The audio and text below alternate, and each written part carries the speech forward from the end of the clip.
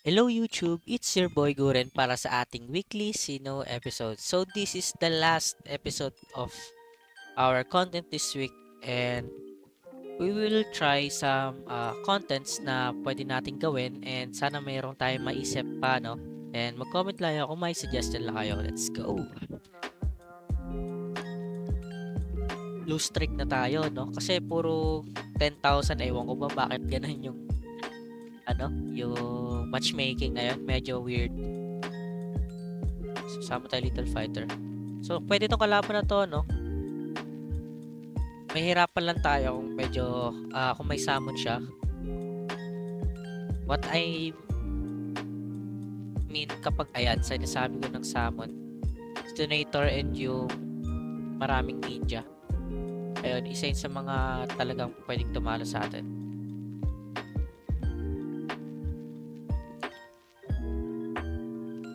So, what we need is patayin yung Psychic para kahit paano ma-bypass natin yung Detonator. So, I don't know if mababypass ba natin siya.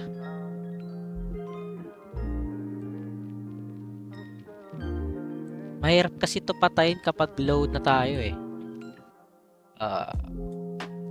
Sige, shield tayo for grappler. Ay, maganda yung tiro niya dun ah. Pero papasok pa rin naman yan.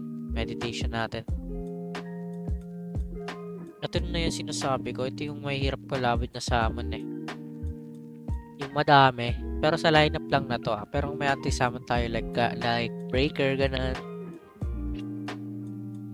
Pwede eh, di ba? Ba't hindi? Pero pwede naman nanuhin yung Detonator. Once na nasira ko siya with stun. Siguro hindi siya papasok, no? Kaya gaya niyan.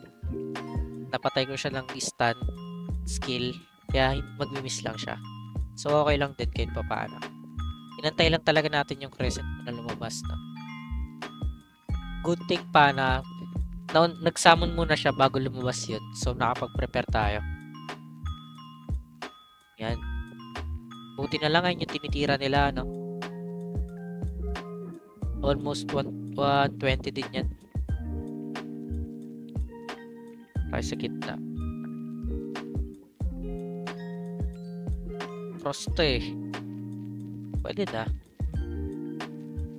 Wala naman na siyang tidal wave something. Instant. Nalimutan ko yung tawag doon. Yung tinira na kanina. Yung may instant yung nasa paligid. Ayan. Buti na lang wala na siya nun. Meron pa rin siyang Kunoichi. Tsaka Little Fighter. So, meron siya yung wave.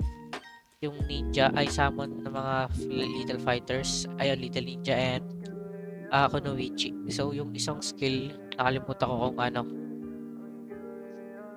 Pero panalo na tayo dito. Hindi naman na-threat yung Kunoichi. Kasi marami pa siyang dadaanan. And yung Little Fighter. Ayan, yung wave na yun. Pero di ka na makakatira. Pasensya na. Okay, tanggal shield natin. I mean, energy natin doon.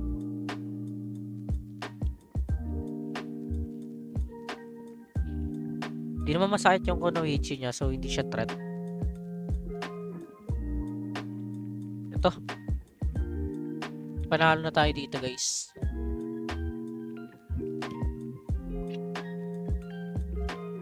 Void Trust.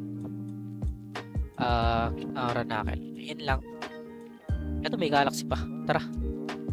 Yun, panalo tayo dito. Swerte pa na hindi siya nakapagsummon agad ng mga Little Ninjas, no? Kasi mahirapan pa tayong sirain yun eh. At the same time, swerte din natin na meron tayong Crescent Moon. Kaya, nabasag natin siya agad. Okay, plus 5 tayo dun. Given naman kasi low level pa lang yun. I mean, hindi siya low level eh.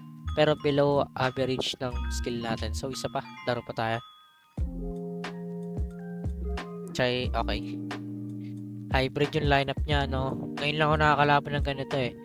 Yung dalawang normal na Sino and isang Brave Frontier na ano. Ngayon lang. Mostly ang threat dito is yung Psychic. And Prepare muna tayo, no?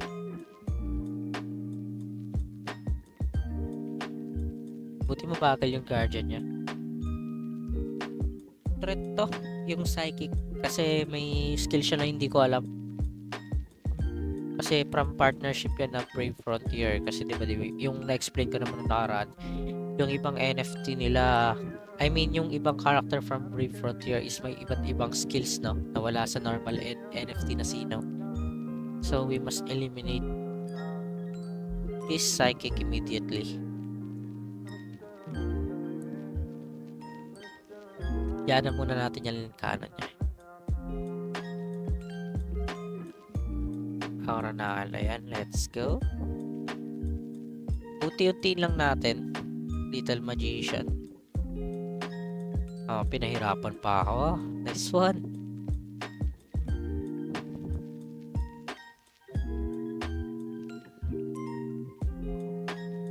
Yan. Bigyan mo lang ako ng way para atake yung ninja mo. So, mali mo yun, tropa. Mali mo yun. Mali mo yun, tropa. Napag-shield, okay. Boy, trust. Oh, swerte napag-shield pa siya, no? Napag-dome pa. Bago pumasok yung ating galaxy. Pero di naman natin habol agad yung guardian niya. Yung ninja naman, need lang natin yung bawasan para hindi na masyado mahirap mamaya.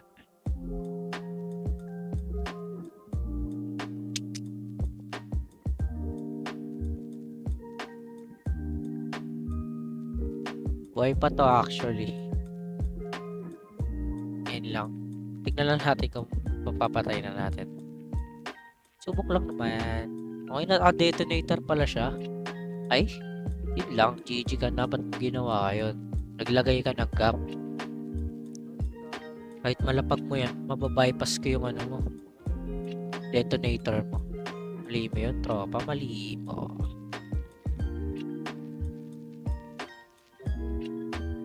Yan, patayin na natin psychic niya. Yung little cannon, no, hindi na natin yan papansinin kasi okay lang, mababa pa naman damage niyan. Aura na, nice one. So, pause na tayo sa ninja, no? Kung paano maabot yung ninja niya. Pwede rin natin ma-accidentally mapatay yung ano niya. Yung front. Pero hindi na natin yung papansinin. Vigor na tayo para mamaya makaikot pa.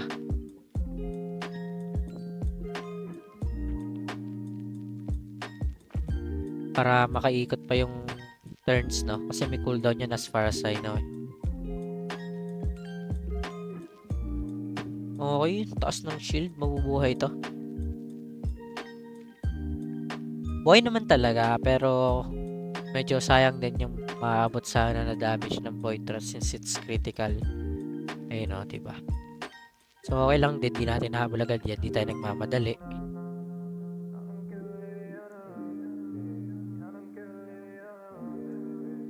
Yan. Nagkaroon din tayo ng shield, no? Para sa ano. Canon ulit siya. Pwede na natin to i-crescent mo na actually. Pero hindi na. Yan. Ito lang. Pwede na natin birahin yan gamit yung grappler mamaya. It's perfect wall. Okay.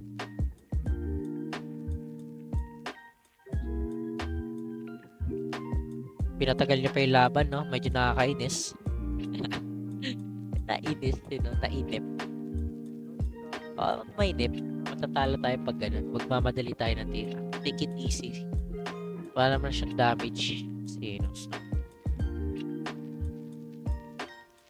Ito, pwede na natin ito sa ano. Patayin. Patay na to dito, guys. Pag nabuhay, dinaya. Ay, nakapag-dope. Loko to ah. Medyo loko to. Naku po, masisira pa natin yung detonator niya. Maalanganin pa tayo dito. lang guys. Buhayin mo ako. Pag nabuhay ako, panalo na ako. Pero I know naman na buhay na ako. Again, 2-0 para sa ating grind, no? This is it, pansit.